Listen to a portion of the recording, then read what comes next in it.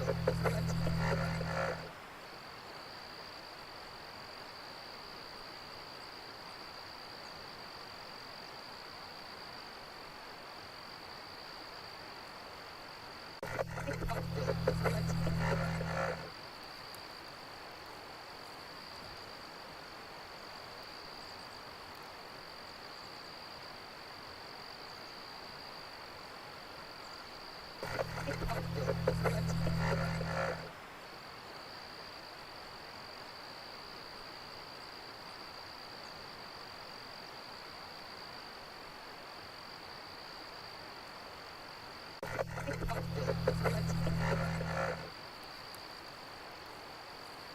there, campers. While we're gathering around the campfire, we just want to let you know we are not what you would call experts. What we do have is a love for researching and discussing the lore of cryptids, creatures, and an occasional spooky woman that can eat our soul. So if you are in need of immediate help with the chupacabra in your yard, please consult someone else. Also, this podcast isn't for kids. These campfire stories can contain graphic and explicit content that may not be suitable for young campers, so listener discretion is advised.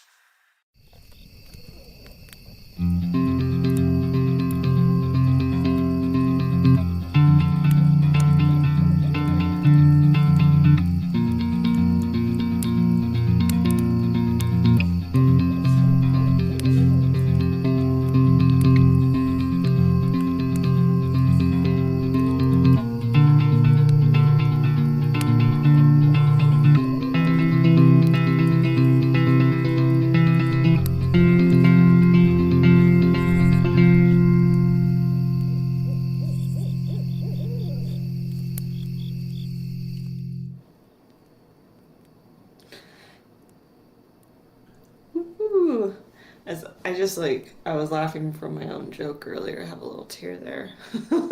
Hey campers, my name's Kimmy, and I'm here with my co-host Ryan.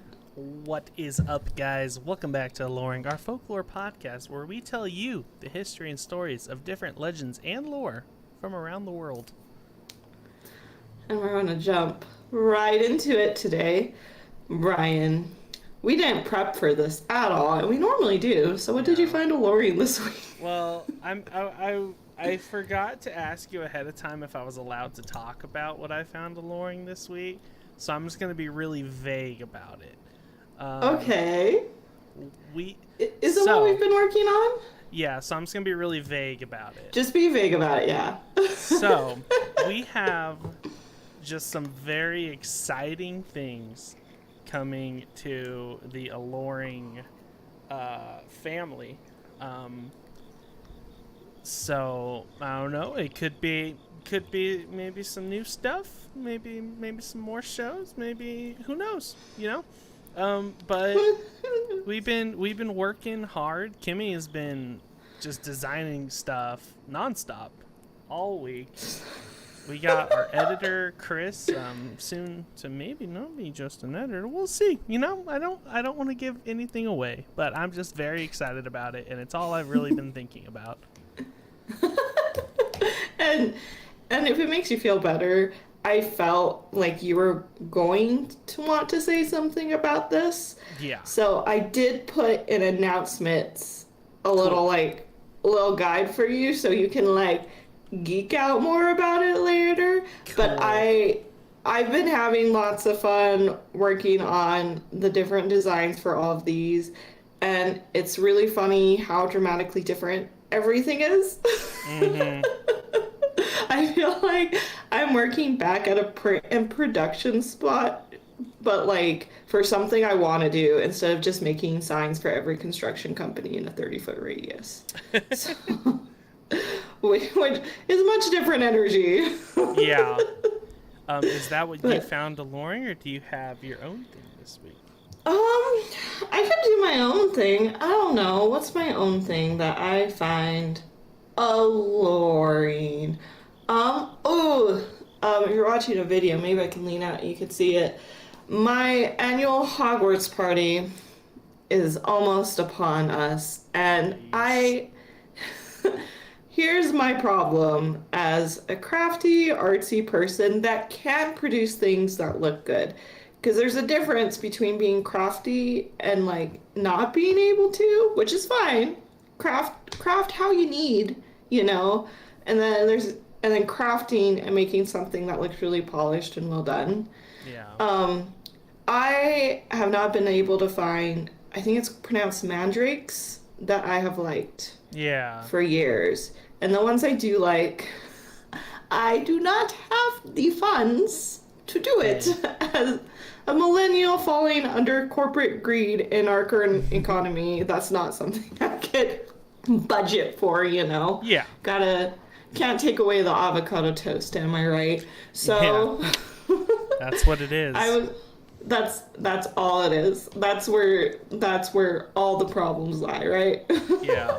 I'm not a huge Harry Potter person. Are mandrakes, is that the thing that you sent me the picture of? Yes. Okay, yeah.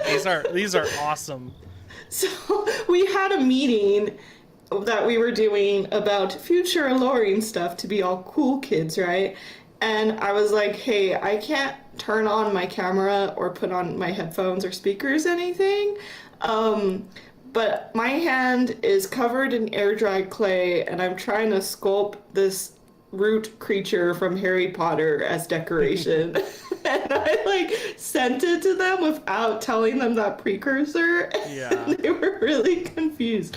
But pretty much I've just been working on a lot of Potter party decorations. I had my sister-in-law and one of her good friends, we took like time and made a bunch of different like spell potion bottles and used like the vegetable glycerin because like it doesn't like strain the color out, but it makes it all like loopy so you can seal it and stuff. Yeah. And I have like one giant mandrake and like 3 baby ones, and one I'm gonna put in like a jar. And I've been really busy with that, but it's been really fun, and I'm super excited because there's just a lot of things I'm putting into it. But it's going to be great. Yeah, so that's my alarm thing. You definitely should post the thing you sent us in the Discord after this episode because it's cute. It's creepy, but it's cute.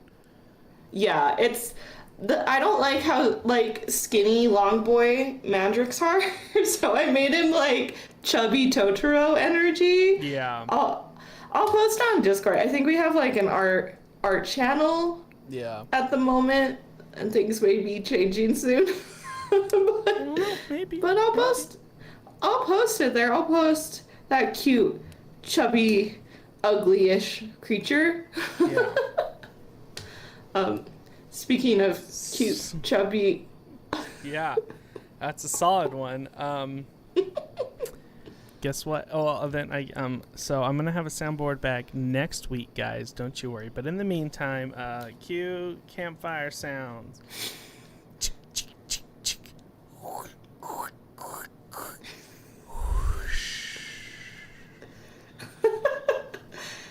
Beware of Oscar in the lake. Rain in the sky, the thunder quakes. To ignore this would be a mistake. What are we talking about, Kimmy? So, when you look out at a lake, you probably wonder how cold the water is or how many fish live in there. The last thing on your mind is what mysteries may lie in the bottom. One thing you'll want to keep in mind when visiting Lake of Indiana is the possibility of there being a creature lurking deep. Under the murky waters, there's a cryptid that hibernates under the mud and muck and only comes out for something to eat before quickly retreating back to its watery home. So this week we'll be talking about the Beast of Busco, a cryptid that became famous in the small town of Churubusco, India? I think that's how you say it. Didn't prep them this time. Indiana, not India. Indiana. Very, very different places. It's good. It's already start Indiana. I was like, this week we're doing an American folklore. Like maybe we'll just nail it on our first try. Here we are. Oh yeah, that feels like it's gonna be a meme later. Good. Great. So, the legend of this creature was first seen in 1898 But it wasn't until 1950s that this creature would not only become the talk of the town, but would hit national news. And now, for all of our lovely listeners, if you would like to see this week's illustration, you can see it on our website, you can see it on our social media, or you can come hang out on YouTube and you can watch our video where I post the illustration here. And look at how cute it is.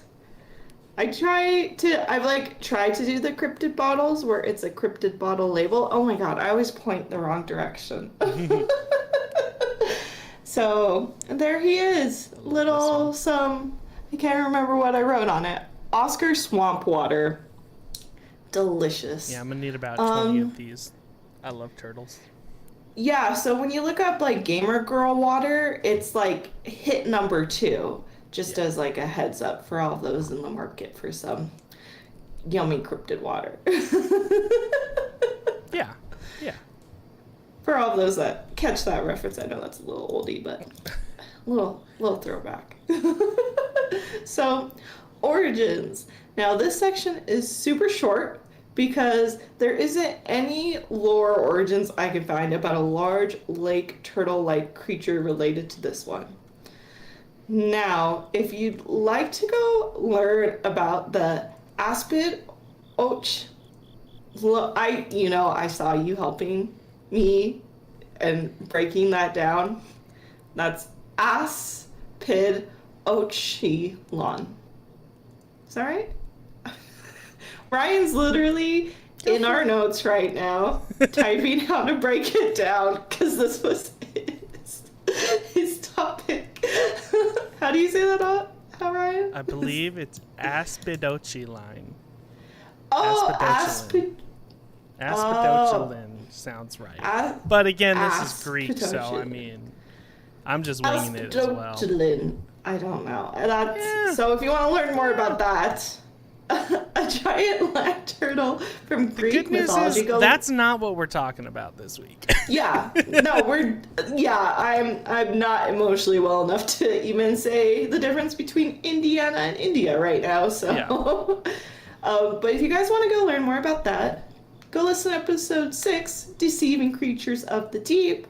This is way back when we were insane and would do 2 topics an episode. So Ryan covers that one. So that's the closest thing I could find to a possible origin story. So when you're done with the episode, you can go listen to that. But there's honestly nothing.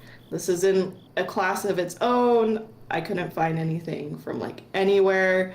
Like I found facts about turtle symbolism in other cultures, but not like a creature kind of thing. So yeah, but now I think the possible origins are there's a giant turtle in this lake. Yeah, that's really all I could find is that's the origin. Giant lake turtle in Indiana. So moving on, the Beast of Busco was given the name after the legend of the turtle that made it to national news. Newspapers around the country deemed the reptile as, quote, the Beast of Busco, quote, since the creature was from Churubusco, Indiana, and everyone that saw it thought it resembled a beast. So it most commonly goes by the name of Oscar, and it's believed there is one of 3 reasons it was given this name. So the most popular theory is the beast is named after Oscar Fluk, the first person who saw the creature. The next one is just like someone, this theory I think is a little ridiculous. So Merle Lecce claims that it was actually named after Oscar Lecce, a local realtor, but the Lecce brothers quickly shut that down. So, I don't know. I feel like there's a lot of tension with landlords right now, so that one's a nope. Because it doesn't make sense with like any of the sightings or anything. No, why would a random local realtor? Yeah. Anywho. Yeah. And we'll finally, just shut that theory down right here. You heard it here, folks. Aloreing said it. It's not named after Oscar Lecce. So. Nope. Definitely not. We're crushing it like the housing market's been crushed. And finally, many believe that Phale Harris, who later owned the lake, had his son Vaughan? Vaughan. Vaughn? Vaughn. Oh my dear Lord, what is it today? I should have had a drink in my water. His son Vaughn picked the name, and since Oscar was a general and popular name given to turtles in the area, just stuck. So now there's like no origin, no history, super short section. But now you know about the two different names of this creature. Nothing more, nothing super complicated, not like 60 different versions to say it. So I want to hand it off to Ryan so he can tell you all about the cryptids the locals have encountered. I don't know why I said cryptids because it's one, but you'll see. Yeah. You'll figure it out. Before I go, MH in chat says, yes, India, my favorite state.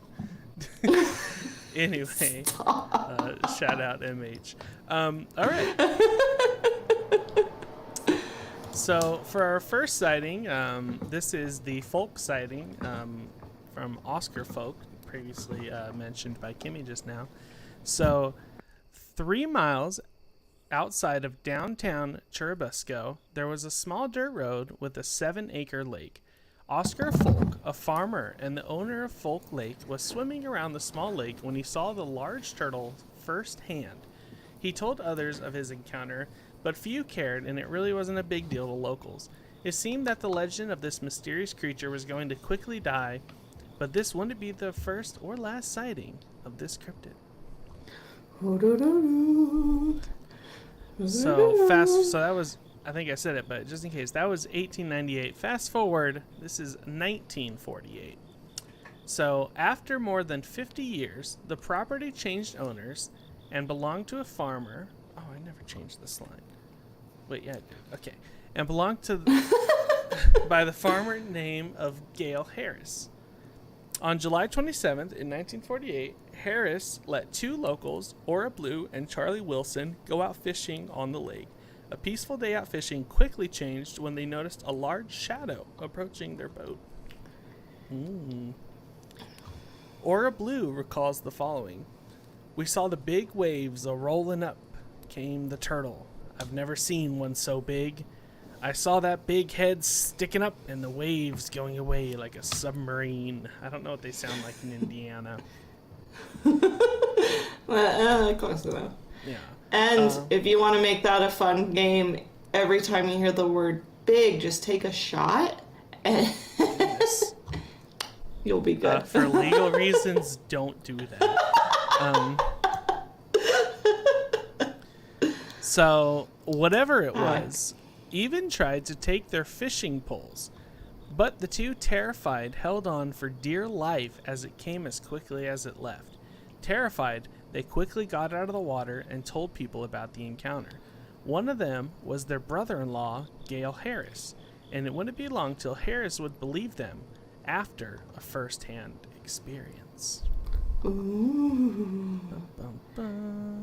You know, the thing is, it would make me think if they got heat stroke the first time I hear this story.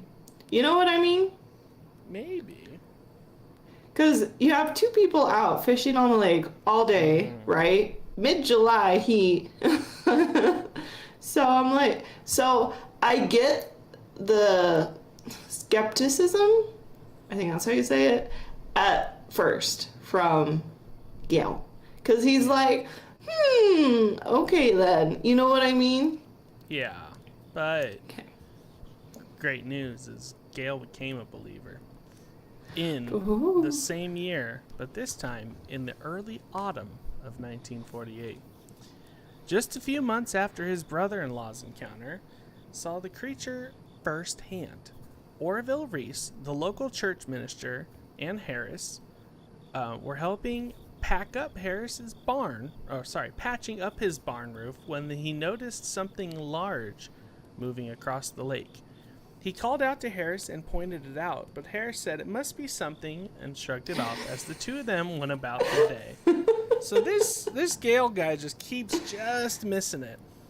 But then, the next day, Harris and the minister noticed the shape again, swimming in the opposite direction, being more active. They took the half-mile journey to the lake, but by the time they reached it, the shape had disappeared. That's when they decided to hop on the water and see if they could find whatever the large shadow was. Once on the boat, they noticed something in the water, and here are the events, as Harris recalls. So we got in the boat, and we see something in the water, and he was looking down on the side of the boat, and I was looking on the side of the boat, and he says, "Here it is over here," and I said, "No, here it is over here." "Well," he says, "it can't be," and I says, "Well, it is, right there. It is, there's its tail." He says, "There's its head right over here." We had the boat right over it, and the turtle was the size then. So they're both seeing opposite sides of this turtle. You know, you look down on the side of the boat and see it here and on this side. It's a pretty good sized turtle. I just love I love his description. He's just so the too long didn't read of that is him and this priest were like, "That's a big turtle." No, it's a pretty good sized turtle. Yeah, and see, so when you think of like a cryptid and someone says like, "Oh, this is a giant turtle," like how big are you thinking? Like, I mean, if you didn't already do the history, I would think it would be like a large dog.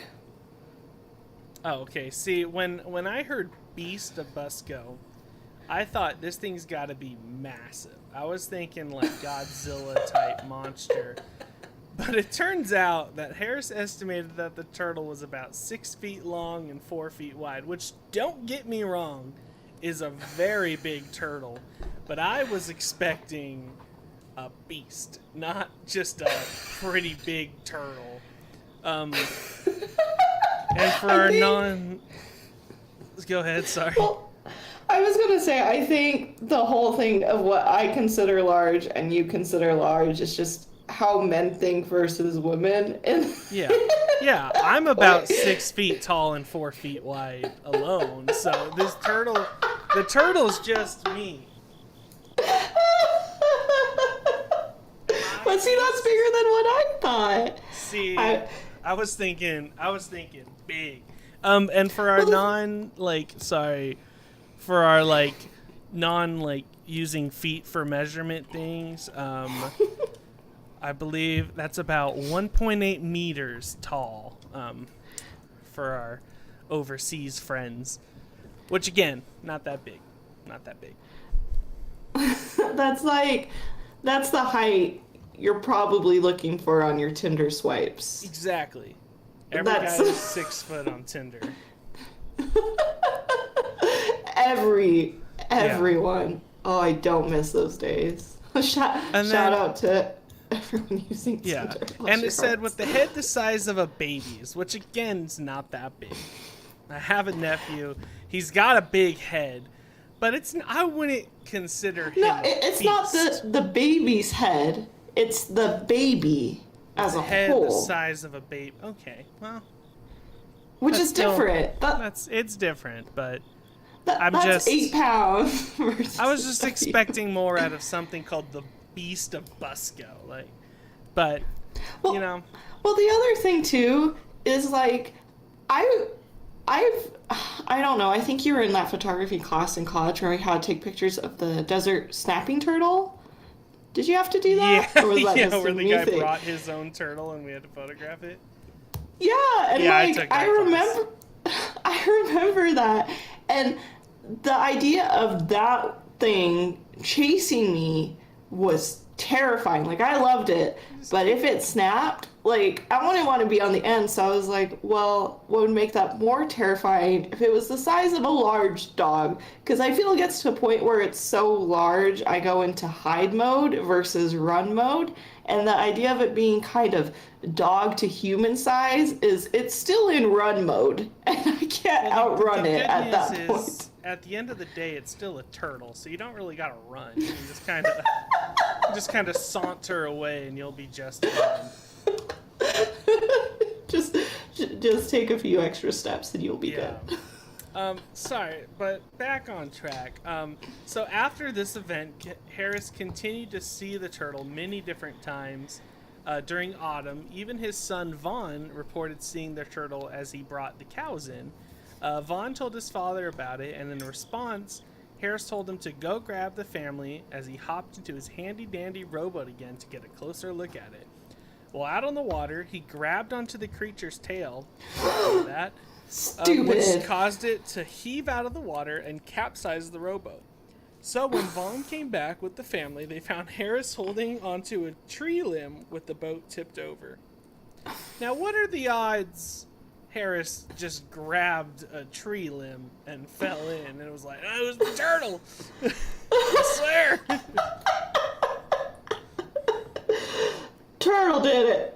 Turtle did it. Turtle flipped me right over. Yeah. Put me over like a biscuit in the oven. Damn turtle. Always.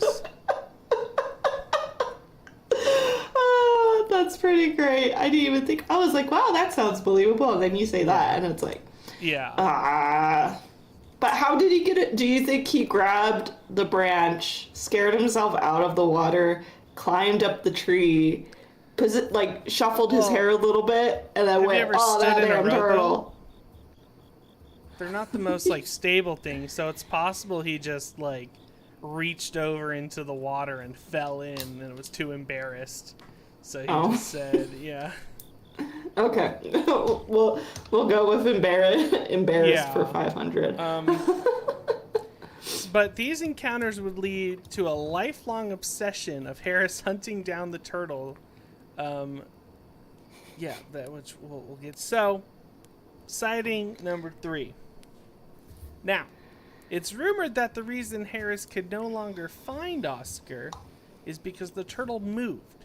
In July of 1950, there was a giant turtle sighting at a swamp at Black Oak, about 100 miles from Churubusco.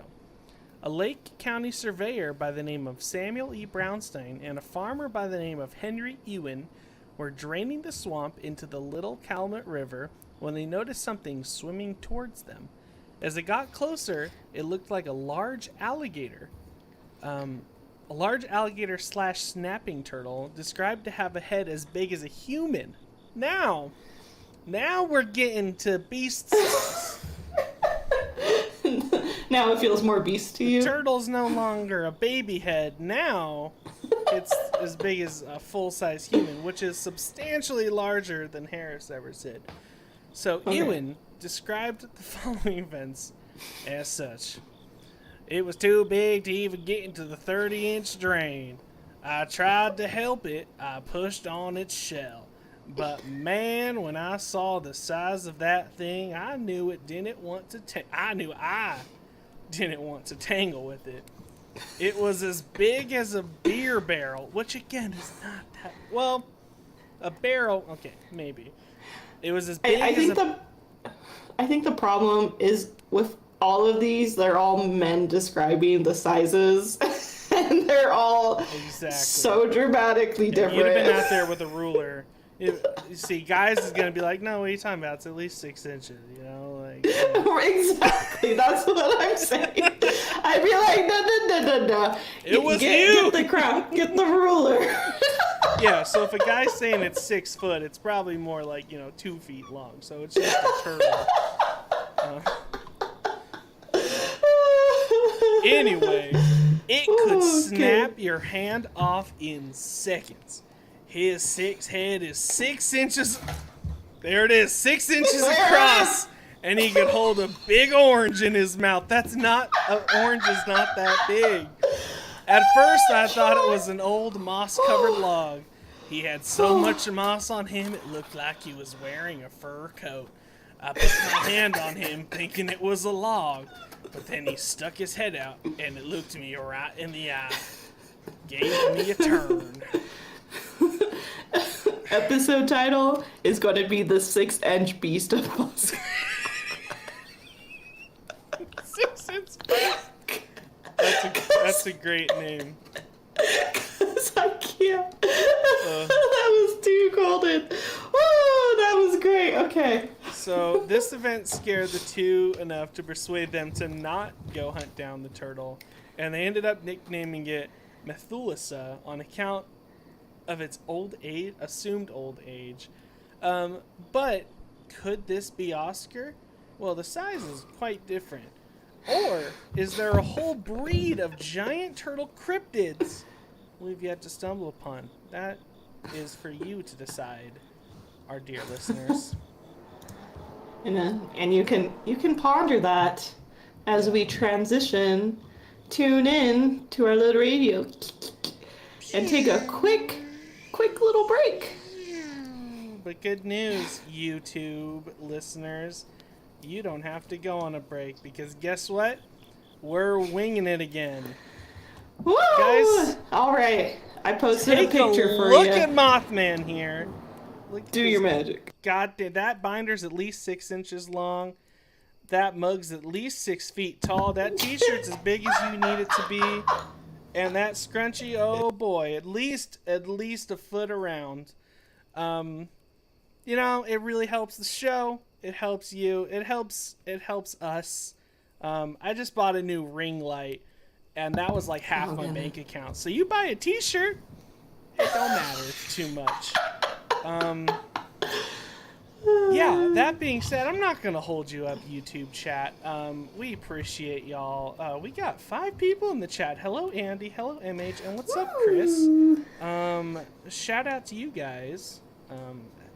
Fun seeing some familiar faces around here. Yeah. We ready to get back to the show, or you need a second, Kimmy? You good to go? You got your drink? I need 6 more inches of water. Yes. No. So about this much water, right? Oh, that's great. Yeah, just check out our merch shop. Some cool things are up there. I think that's really it. Like, it just helps us out. And only if you want to get, like, some cool cryptid stuff. Like, don't feel like you have to, but if you're like, hey... You do have to, but, like... like, we're not going to do anything to you or threaten you, but you should probably do it. But anyway. There's some cool stuff. I need to update stickers. You'll probably see new stickers by the end of this month between all the other little surprises we do. The scrunchies are magical. My mom got one and I used it the whole time I saw her because I didn't get myself one and I loved it. So, oh no, that's it. I like a little improv. That's what we're going to do. But I'm good. You ready to... Everyone on their toes. I'm ready. I Let's forgot the water again, but you know, we're just gonna send it. I'm already through my part, so. Do you need to go? I can talk to the chat. No, I'm good. I'm good. Fine. Let's go. Let's send it. Okay. Cue radio sounds. Chris, this is where we're coming back from the ad now. Okay. Welcome back, campers. We hope you enjoyed that little break. We're going to talk about the appearance and history of the Beast of Busco. So, this cryptid is best compared to an alligator snapping turtle. So, it's about 6 feet wide, and I was going to do Canada measurements, or pretty much everywhere but U.S. measurements, but I didn't put that in. So, how many? Wait, what? You just said it. 1.8 meters. 1.8 meters and weighs nearly 500 pounds. Where again, here I have failed you all, but I hope Google can pick up where I suck. 227 kilograms. Oh, I mean, I'm having a vision. I'm having a vision. It's 200 and... what?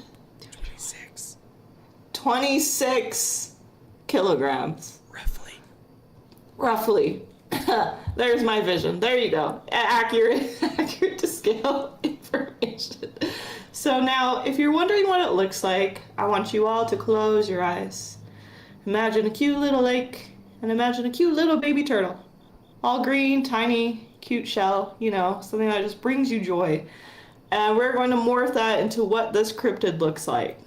So the top part of the shell, I don't want to pronounce it wrong, carapace, which is the technical term for it, isn't smooth at all. It's actually a collection of spikes. We're given some prehistoric browser from Nintendo Energy. It doesn't have a cute stubby tail. It has a long lizard-like tail with many bumps on it, so kind of gross. Its skin is more leathery and appears dry. It feels consistent. Its feet. It doesn't feel, sorry. Well, it has emotions. Every animal has emotions. Maybe. But its feet consist of long claw-like nails and it has tight skin around it, so it looks kind of like lizard feet. Its mouth appears more pointed like a parrot's beak and has tiny beady eyes that look like it stared into the sun for way too long. So if you look at this picture, I can't remember.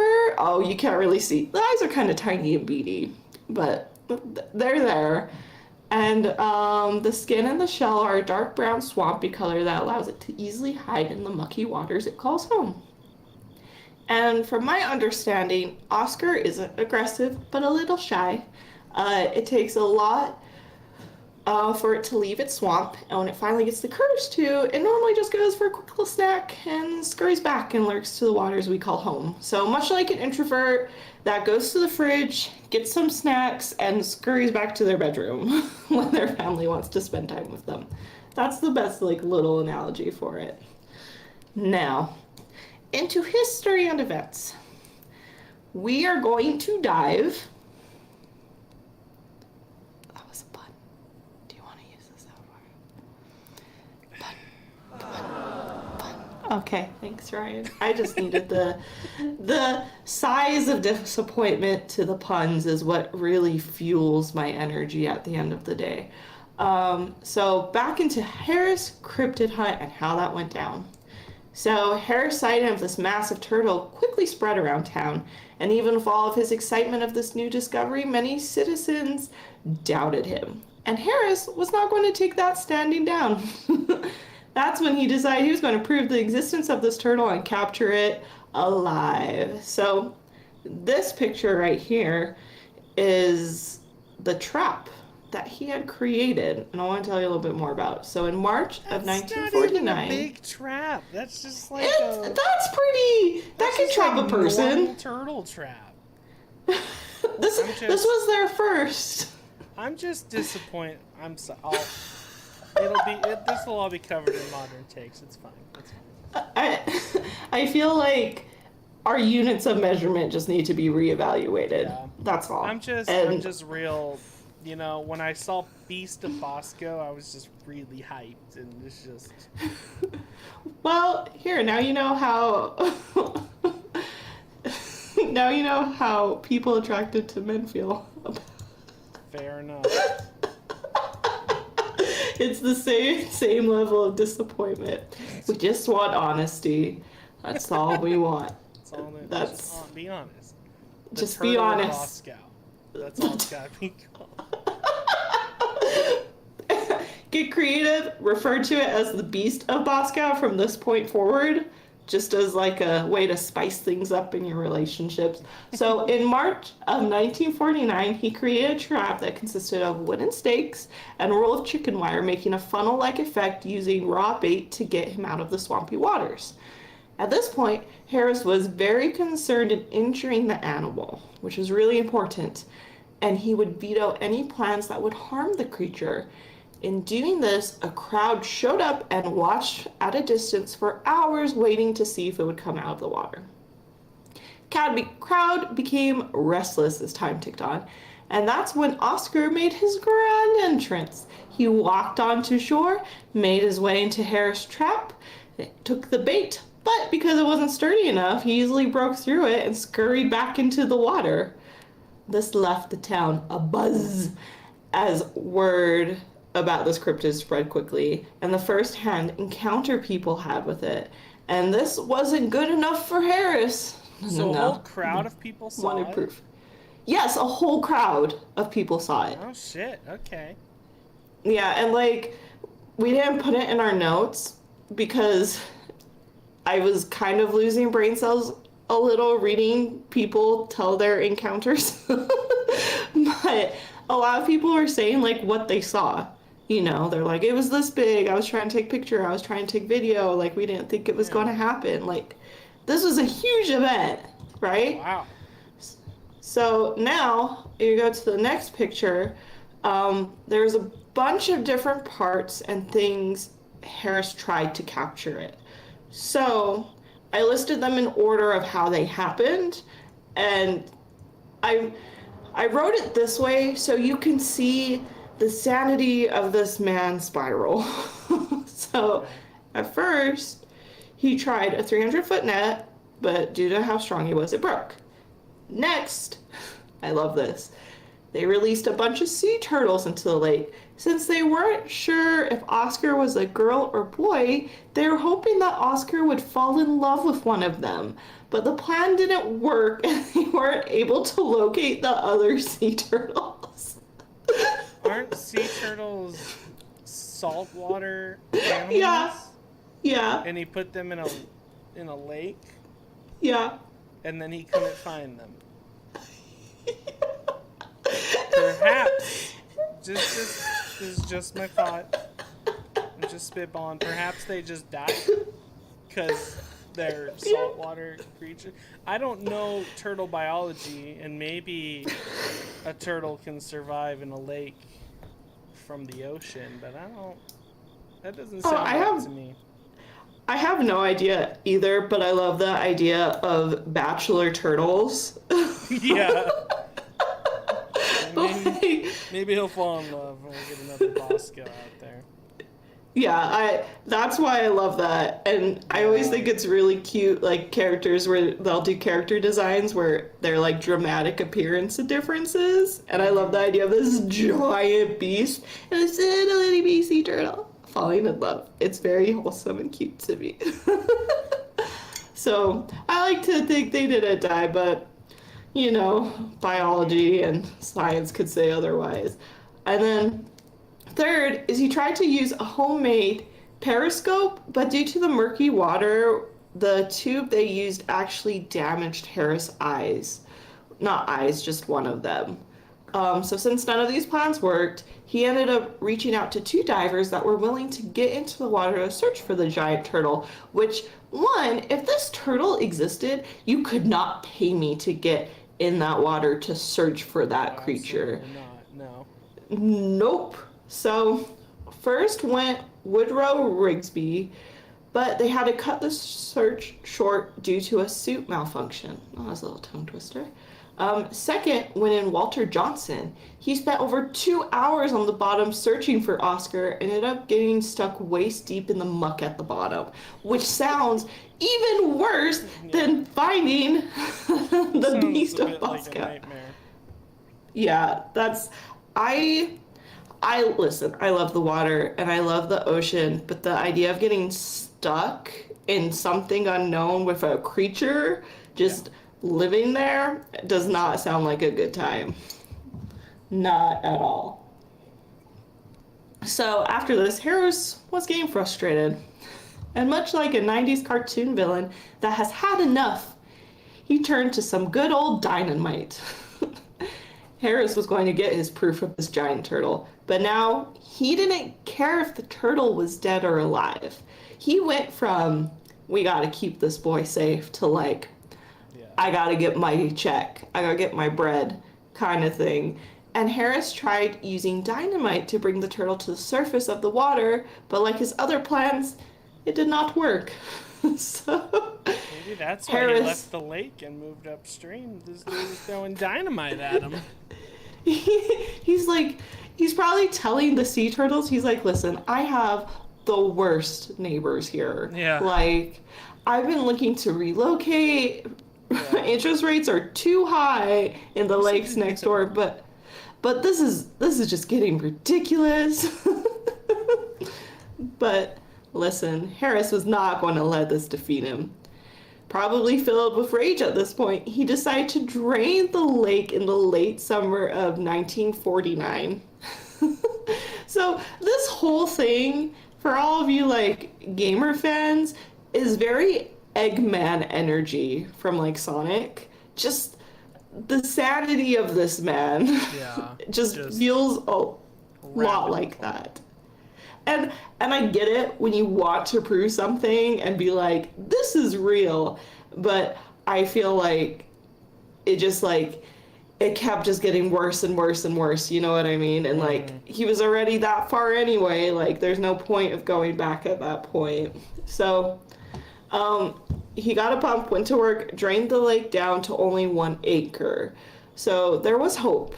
Harris looked onto the lake as 200 people stood and watched as Oscar dramatically emerged from the water and ate a full-grown duck in a single bite, having it be one of the most spectacular performances Oscar had performed. So picture the scene from Free Willy, if you are old enough and you've seen that movie or the movie poster, where Willie just jumps out of the water. That was Oscar, one biting a bird and going back into the water. And 200 people saw it. The thing is, the whole time during all these hunts, people are watching it because they just want to see it for themselves. You know what I mean? Well, I have an issue, which this goes back to the Bigfoot episode. 200 people were there, and not one of them got a photo. There were cameras in 1949. They weren't good cameras, but there were cameras. I knew people had access to them. I knew you were gonna bring it up. They just want. Listen, they were living in the moment, Ryan. They were all blurry. Canon had a camera in 1949. We're not even talking like obscure brands. Like that's. Were they really expensive? I mean, probably, but 200 people? Like, come on. I used to know the history of like Canon and cameras and stuff in college, but now I know it. Zip, nada. Yeah, I just. So no photos. You're right. I continue to be let down by people every week because nobody brings a camera. I think that's how, if anyone ever wants to get on Ryan's good grace, when you meet us, please have 3 cameras on your person. And you're like, that's where the respect will be earned. A digital and a film, so you have no excuse. Have you seen Gravity Falls before? A couple episodes. I haven't watched it. I want to send you. Have you seen the one with the lake monster? No. Okay, so spoilers or whatever. The lake monster episode, it's Dipper Mabel, and I can't remember his name, but he's like the handyman around the shop, right? They're going to go find this lake monster to get money, and Dipper's like, we're going to get pictures of it. So he gives like everyone like 12 disposable cameras, and he's like, have one here, here, here, here. We're going to get these pictures, right? And it's the funniest thing because that whole episode is like, they'll be like, oh, don't toss it over. He's like, don't toss them overboard. And she's like, oh, toss them overboard, and throws a camera overboard. It's just them like ridiculously getting rid of these cameras. So I just see that scene and I feel like that's what happens in those situations, and that's why we don't get pictures. Yeah. It's because that's the last thing people think of when they see a giant beast turtle. Oh, it cracks me up. I'll send you that video. But anyway, Free Willy moment happens. Magical. Everyone's like, ooh, and ah. And at this very moment, Harris's pump broke. He made a final attempt to drag the lake with a crane, but at last it failed, and like countless times before, Oscar disappeared into the murky waters. So the hunt for this turtle left Harris' reputation and finances damaged. His dream in getting rich on capturing the beast was crushed, and even though he did all he could, it seemed that Oscar was never meant to be captured, but to be free. Harris gave up the hunt in December of 1949 due to health issues, and he even sold the farm a year later, having the heavy rains fill up the lake again, the one he worked so hard to drain. So that's the hunt, and I think it's pretty intense. Like, the town freaking loved it. I'm disappointed. Are you, Ryan? I hope in your lifetime you'll be able to see a cryptid with your own eyes and not have a camera on you. Oh my god. I Just is a little off topic, but kind of on topic. I recently saw the new Jordan Peele movie, Nope, and no spoilers at all. Don't worry, but it's basically about them like trying to get a photo or a video of an alien, and it's perfect because they set up security cameras. They have regular cameras. They hire a film guy to try and record it on film. Like, they cover all the steps. And I just think we need more of that in the cryptid world. we need, like, you know how there's the Mystery Gang? I'm making a bunch of 90s references today. Oh my goodness. We need, like, the cryptid video gang. You know what I mean? Yes. And that's their whole job, is just to film. They just go out and film. Like, do what you want with that. Just mention us. Put us as like a little sponsor sticker on your van. Just change the colors, you know, so it's not like green and purple. I don't know. Do you like orange and blue? Put our little logo there, and you're done. All right. So now we're going to shift to the effects of this event. So even though the capture of Oscar didn't go as planned, a national news article titled "Busco made its final appearance on the 13th of October 1949 helped out the town of Indiana, putting it on the map. So if you look at this sign, this town goes hard for turtles. So the impact of Oscar led to the unnotable town soon becoming the tale of the enormous snapping turtle. The town's business, schools, parks, pretty much everything you could slap a turtle on it had a turtle on it. Oscar made quite an impression. Like a good non-trademark character is quickly set up like an unhinged U.S. marketing manager that has no concept of copyright laws and believes if he like it, it is his. It's okay. I don't feel anything personal about that from my years as a designer. Here is a list of some of the things you'll find honoring Oscar if you visit the town. So, Whitley County Historic Museum holds a few historical items from Harris's turtle event. They also have a children's book on the subject. There is a turtle shell labeled Beast of Busco, and it hangs in the Two Brothers restaurant. That's supposed to be the size of how big that turtle was. And there's a small statue of a turtle that sits on the sidewalk as the main intersection in the center of the small town. And what better way for a town to show its love for a creature than by partying?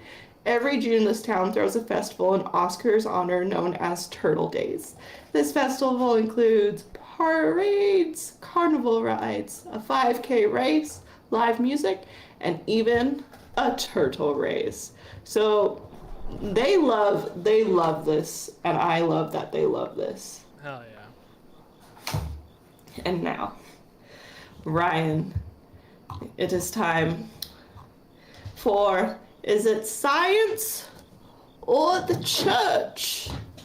I really need to make like a little sound effect for it. So I have good reasoning for this one on why I think it is what it is. So, in my sightings, the first time Harris saw it, he was with Orville Reese, who is the church minister. So I think Orville Reese might have gone off and did his own thing and was like, that's the devil or something like that. So I'm going to go with what seems like the underdog answer and go with the church. Oh, okay.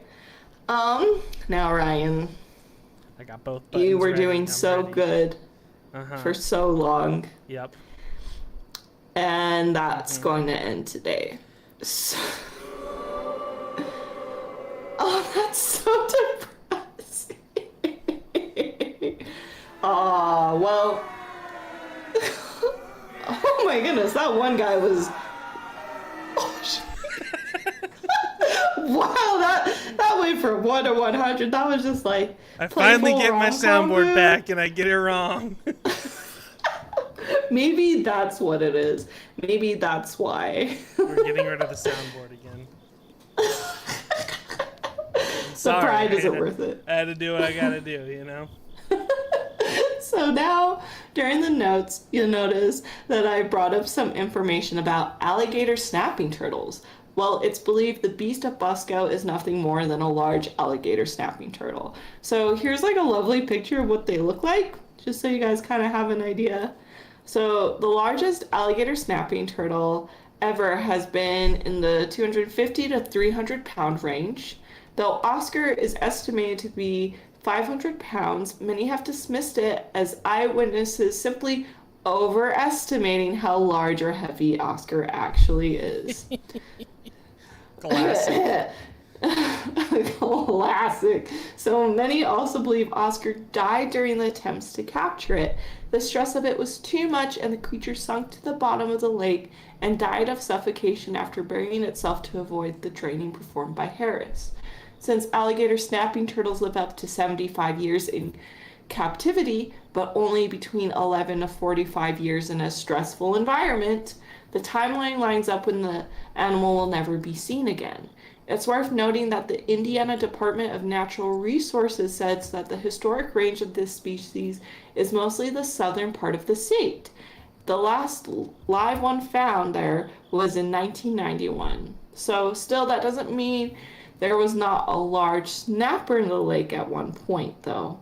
So if you keep in mind when the first sighting was, which was like, what was it, 1898, and then Harris was like, oh my gosh, 1949. Wow, Yeah. Sorry, I had some lag. 1898 was the first one with Oscar Folk. And then 1948 is when the Harrises got involved. Yeah, so that's like 50 years, right? And the thing to keep in mind, it's if that boy went under stress, you know, then that's going to make it so it's like, and it croaks. So that's why scientists believe that. But since we don't have any physical proof except for the traps Oscar destroyed, there really is no way to prove this is a large alligator snapping turtle. But it could be something more mysterious. So now, with all this hearsay about the beast being dead or just some large alligator snapping turtle, many say nay. There are rumors that this cryptid is alive, and he's escaped to a different lake through a series of interconnected tunnels and canals leading out of the Fluk Lake. This could explain, as it may be, the beginning of the turtle at Black Oak Swamp. There are also theories that it survived in Lake Fluke, and it's burying itself in the bottom of the mud and going into stasis for a minute. So here's the picture of the net from the hunt, because it's like the only proof we have. So we will never know if Oscar still resides in the lake or not, since the current owners of the land refuse to let the lake be searched. Some believe it's because this event raised the 9-acre lake property value to $1 million, and the current owners don't want it to go down in value. Others say it's because the owners like to believe in the mystery of what could be living in the lake. Now, I do want to say, in the housing market we are currently in, it sadly is probably more greed at the end of the day. But hey, what do I know, as a millennial almost in her 30s that keeps getting bought out by companies with cash offers that are only wanting to flip these starter homes and sell them for double their value or make them one of their many rental properties.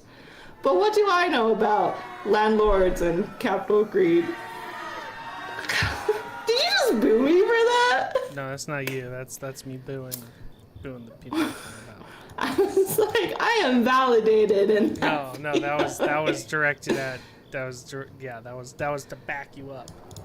Okay, thanks. Thanks for the backup booze. I was like, Yeah. Excuse, Ryan, you have a house, Ryan? No. It's okay. We'll get there eventually. But going back to everything you just said, the alligator snapping turtle makes a lot of sense. I knew that would be the one you'd go with. Yeah, that 100% makes sense. That there's I mean, if they exist, you know. So, yeah, I don't know if they exist in that area, but you know, yeah. Yeah, it's a good possibility. But in closing, I like to believe it isn't just some alligator snapping turtle, and the creature lives on some lake in Indiana, sleeping at the bottom of the murky water it calls home. I do hope one day I'll be able to see it emerge from the lake, much like the scene from Free Willy, but until that day, I don't plan to go on hunting this 500-pound nautical cryptid. So, there's all the little history and fun facts, and now we're on to modern takes with Ryan. Yes. You got some modern takes today?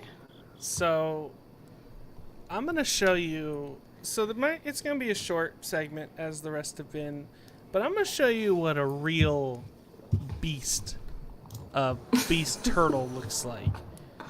I haven't heard that one before. This is Gamera. You may recognize him from Godzilla, Guardians of the Universe. There's a whole bunch it's from. Now this is a 80-meter tall, 1,200-ton turtle. 80 meters for us Americans is 262 feet. Now, if you're gonna call yourself a Beast of Busco and you don't come with this energy right here, with this turtle, don't come at me at all. That's all. And that's all I have for this week's Modern Takes with Ryan, is stop calling things beasts if they're just turtles. Not beasts. Yeah. Do we need to make the the Busco battle that say, instead of swap water, it says protein drink, and it says a real beast is made. Yeah. Have it be like a workout show. Oh. All right, can we make that a T-shirt of the beast? So here's what I want, Kimmy. All right. Okay. Picture this with me. You have the quote-unquote Beast of Busco standing in front of a mirror holding a protein shake, and in the mirror is Gamera, and it's like, you know that old TikTok that was like, 'cause I'll never be him, and that's what I want. Do you want me to make the Beast of Busco super tiny in comparison? Yeah. So just like, a regular sized turtle in front of a giant mirror with Gamera in the mirror. Yeah, that's what I want. Okay. And done. The Beast of Busco, I need beast in parentheses. Quote beast. Yeah. Oh, I feel like the amount of ridiculous merch I have made while working on this podcast is so vastly different than my personal art. Like, I know some of you listeners have been such beautiful gems and have like looked into my personal art stuff, The Lost World of She, and it's such a different journey making stuff for this versus making stuff, because my personal stuff's like Pretty Woman, mermaid hair, flowy, very warm peachy colors that make you feel of the ocean, and then I come here and I'm drawing like the thick Loveland frogman, and I was like, yeah. I feel like something got lost. I feel like something got lost in translation, but here I am. Well, I freaking love that. I feel I have too many cryptid shirts to make. One day when we're manifesting, where this is a full-time job and I don't gotta do my other job, then I'll make a lot of really great merch for y'all one day. Speaking of full-time jobs, do you want to hop over to announcements real quick? Yeah. Lore report. It's the lore, and we're giving you a report. Thanks for listening to the lore report. Oh, well, you may have to do something every time. That was very chipper, and I loved it. Okay. You want to start us off, Ryan? Yes. All right, chat. We got big news coming your way. So this was also my Aloreing fact, but if you happened to come late, I can't say much at the moment, but do know that there are going to be some changes around the Aloreing campgrounds, and we can't wait to share with you all. In the meantime, we'll be posting behind the scenes of what we're working on our Patreon. We'll keep everyone updated through our episodes, but if you just can't wait and want to support the show, then head on over to patreon.com/Aloreing and become a patron. You're going to want to see this. We are so excited. We're so excited. We're so excited what's to come. And that being said, if you haven't checked out our website, aloreing.com, you should go do that. Go check it out. See what is happening. Look at the merch shop because there are going to be some major changes happening to it visually. Like, we're still going to keep all our merch. Like, we know what we're about. But, like, everything else is going to change, and it's looking pretty cool. So, hint, hint, me winking at the camera. I actually can't really wink. That's why I think, like, I have really good charisma. It's because I'm really bad at that. Okay. That was for all our video listeners. Just for you, a little Kimmy wink. And last thing, we need to address the 600-pound turtle in the campground. So we did record a live stream with 3 encounters sent in by you guys, our listeners, but there were some recording issues that we're not going to point fingers. Somebody didn't have a microphone. No big deal.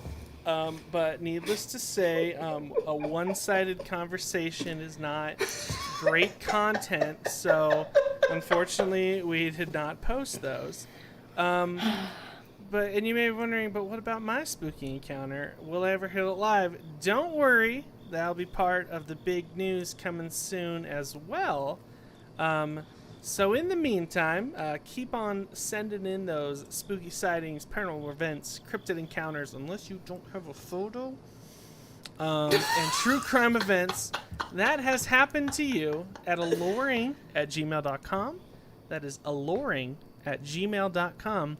Or message one of us in our Discord, or just post it in the Discord channel, which you can join by going to aloreing.com and finding the direct link on our homepage. You should message Ryan it. Yeah. Before you message me. Yeah. Beat away. Yeah. And I can't say why yet, but we will be able to say stuff soon. So, just as a little teaser. I don't know. Is there anything else you want to tease? I'll let you tease like another little thing about it. I want to tease this Aloreing alignment chart. Oh. Hey-o. All right. Well, great news. Let's do We're this. on the exact same page. Oh. I got a little lag here, so I'm just staring at the screen. Oh, okay. It's okay. Look at that. Yeah, I mean, when we're talking just a beast, quote unquote, I mean, how do you really put that on a chart? You know, like, yeah, because it's just vibing in the water. We only have one. We only have Harris's side of the story in this situation. We don't have Oscar's side of the story. Now, and Harris would put it chaotic evil, for sure, because he's trying to blow it up with dynamite, and he's gone, full Eggman, like you said. I just love the vision of Eggman trying so hard to capture this giant turtle. Yeah. Dropping dynamite in the lake. And that's why I always just like giggle a little bit at it, because I'm like, because that's all I see, and it cracks me up. It's not like straight up Eggman from Sonic. It's like a mix of Eggman and Nigel Thornberry, and it's a really beautiful image. And I love it so much. Yeah, no, I think we're very much on the same page. There's some cryptids that I consider more forest spirits. I actually don't consider this a forest spirit. I think it's definitely a cryptid, just from the amount of people that have seen it. A forest spirit would be bigger than a 6-foot tall turtle. That's true. Well, the thing is, like, a lot more people find this to be believable than Bigfoot. And I think that's just because Bigfoot has so many things that has been considered hoaxes or have been dismissed, where this one had so many people at once see the creature. You know what I mean? Yeah, theoretically, 200 people saw it at the same time. Whereas Bigfoot, it's always like one person with a camera from the 1800s, but yeah. I feel like we just need, one day when we get there, we'll just do a live show in like an Oregon National Park. And because the thing is, we won't be able to see it, but there's going to be some point where Bigfoot strolls behind us and everyone else will be able to see it. And guess what? No one will take a picture because we'll have no cameras. We won't allow cameras at the event. And that's how it will all come back to us. We only allow film cameras at our event. No. There's like a little sign and it says what is acceptable, and it's a bunch of different retro Polaroid cameras that don't really work. Not even Polaroid cameras. I'm talking the old school one where you have to hold the thing that like a light bulb explodes to take the photo. Only the one you have to hold the pose for 8 seconds. Yeah, only those will be allowed at the Aloreing live show. Get yours now, so you're ready for when it does happen. Get good tickets just for that. Well, cool. It's nice. It's nice being on the same page. I feel like I definitely believe in this creature more, but I think that's just a personal thing. I believe there is a Beast of Busco. I think the turtle theory or the alligator theory holds a lot of water. Yeah. Oh, you don't do the pun board for yourself? Come on. Holds a lot of water. Yeah, so that was an unintentional, but I'll give it to myself. I deserve it. Well, that was just like a fun little one. I found that to be quite delightful. Yeah, that was nice. You got your takeaway? Don't call yourself a beast unless you're at least 60 to 80 meters tall and weigh 80 to 1,200 tons. And don't trust men's measurements. There we go. That's it. That was a good solid one. Yeah. All right. Thank you, everyone, so much for listening. This has been Aloreing. Y'all just have the most alluring day you've ever had, and we'll catch you in the next episode. Bye.